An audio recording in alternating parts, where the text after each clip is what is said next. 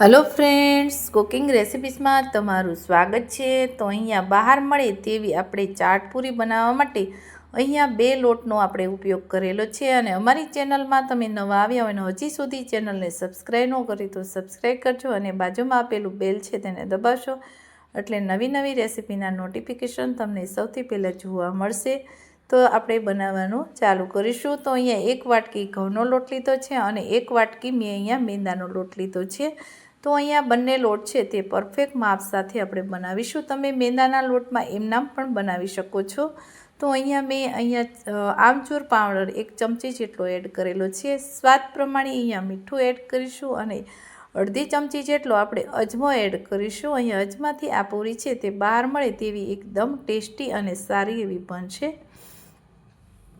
અને અહીંયા આપણે કલર માટે અહીંયા તમે બહાર મળે તેવી આપણે કલર માટે અહીંયા 1 ચમચી આપણે હળદર પાવડર એડ કરેલો છે।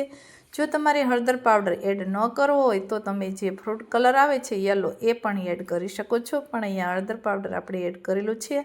અને મોણ માટે અહીંયા 2 ચમચી મેં તેલ એડ કરેલું છે। તો અહીંયા આપણે જે લોટ છે તેને મોણ બરાબર આપણે મિક્સ કરી અને આપી દઈશું। અને અહીંયા પાણી જેમ જરૂર પડશે એમ આપણે પાણી એડ કરતા જઈશું। અહીંયા લોટ છે તે બહુ કડકે નથી રાખવાનો અને એકદમ ઢીલોય નથી રાખવાનો, એ મીડિયમ રાખવાનો છે। તો અહીંયા લોટ છે તે આપણે બાંધી લઈશું અને આ પૂરી એકદમ બહાર મળે તેવી ખસ્તી પૂરી આપણે બનાવીશું અને ટેસ્ટ પણ એવો આવશે અને સ્વાદ પણ એવો આવશે। તો અહીંયા લોટ આપણો બંધાઈ ગયો છે। હવે થોડીક આ રીતે કૂંદી લઈશું।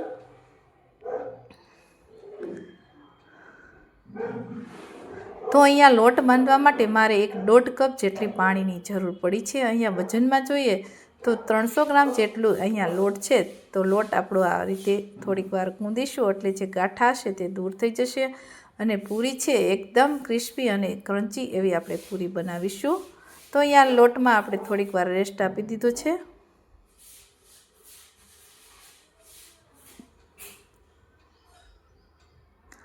હવે 10 મિનિટ જેવું થઈ ગયું છે અને લોટમાં એકદમ મોણ આવી ગયું છે। તો હવે અહીંયા આપણે મીડિયમ સાઇઝના લુવા કરી અને આપણે રોટલો એક સરસ એવો બનાવી લઈશું।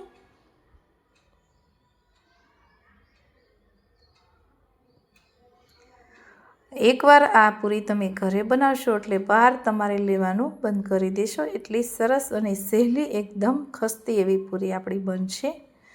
તો તમે જોઈ શકો છો અહીંયા આપણો રોટલો આ રીતની બની ગયો છે અને આટલી મીડિયમ સાઇઝની થિકનેસ રાખવાની છે। જેમ પતલી હશે પૂરી તેમ ચાટપૂરી તેમ આપણી એકદમ ખસ્તી એવી બનશે।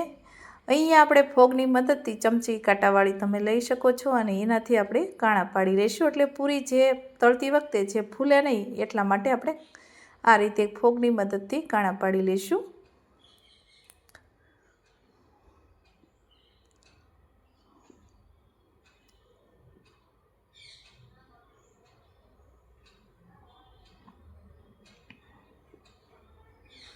તો અહીંયા તમારી પાસે કોઈ બોટલનું ઢાંકણું હોય, ચાટપુરીનું હોય એવી સાઈઝનું આપણે બોટલનું મેં અહીંયા ઢાંકણું લઈ લીધું છે અને આ ઢાંકણાની મદદથી આપણે અહીંયા ગોળ ગોળ આ રીતે પૂરી બનાવીશું।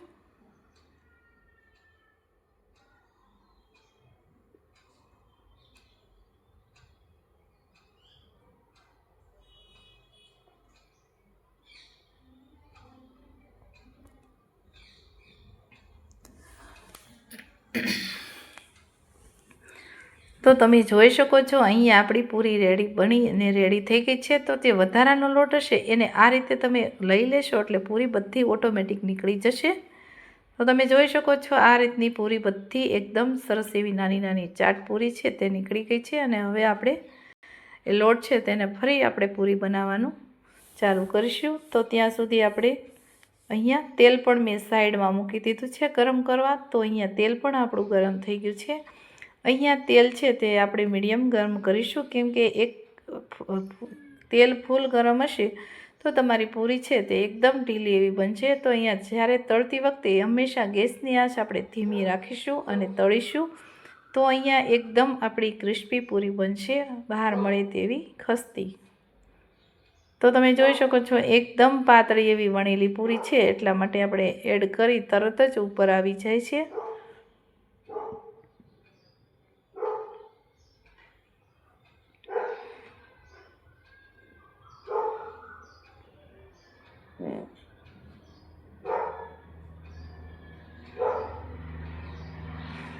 તો અહીંયા આપણે ધીમે ધીમે આ રીતે હલાવતા રહીશું એટલે આપણી પૂરી છે તે બળશે નહીં અને અહીંયા બહુ ફ્રાય થવા દેવાની નથી, કેમ કે બહાર આપણે જે ચાટ પૂરી લઈએ છીએ તે એકદમ પીળી હોય છે અને એકદમ ખસ્તી હોય છે. તો તમે જોઈ શકો છો આ રીતની આપણે પૂરી આપણી સતળાઈ ગઈ છે અને હવે તળી લીધી છે. તો હવે આપણે એને બહાર કાઢી લઈશું.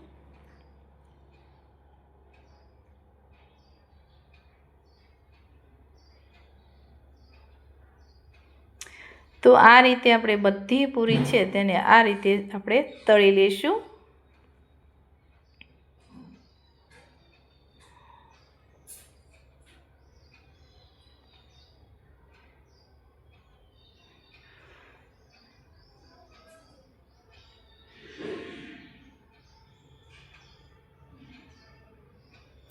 હવે આપણી અહીંયા પૂરી છે તે એકદમ સરસ એવી ફ્રાય થઈ ગઈ છે. તો હવે આપણે એને બહાર કાઢી લઈશું.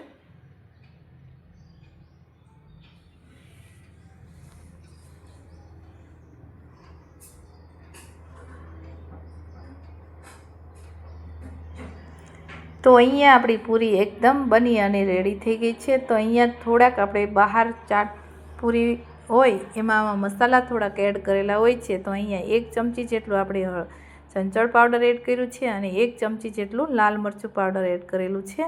તો લાલ પાવડર છે તે આપણે થોડુંક એવું એડ કરીશું, કેમ કે પૂરી હોય છે તે એકદમ પીળી હોય છે એટલા માટે. ને હવે બરાબર મિક્સ થઈ ગઈ છે. તો તમે જોઈ શકો છો અહીંયા આમચૂર પાવડર પણ એડ કરી શકો છો. તો આ પૂરી આપણી એકદમ ખસ્તી બનીને રેડી થઈ ગઈ છે.